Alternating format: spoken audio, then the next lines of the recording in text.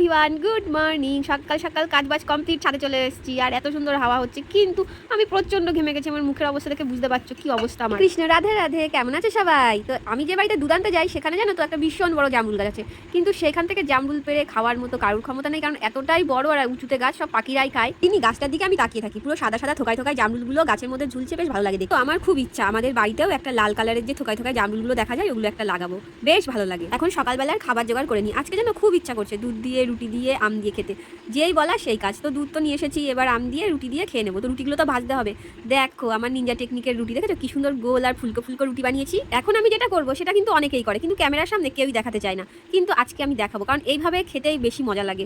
দেখো নিজের হাত দিয়ে জিনিসটা চটকে যে ব্যাপারটা আসবে, আর ক্যামেরায় না ভালো দেখা যাচ্ছে না, কালারটা এত সুন্দর হয় দুধের, ও পুরো অমৃত। আমার তো খেতে দারুণ লাগে। এখন এটা আমি পাখার সামনে বসে আরাম করে খাবো। খাওয়াটা ধীরে সুস্থে শান্তিতেই কিন্তু খেতে হয়। এবার দেখো এই কাঁঠালটা অনেকদিন ধরেই ঘরে পড়েছিল, এবার না এটাকে ভাঙতে হবে, প্রচুর গন্ধ বেরোচ্ছে।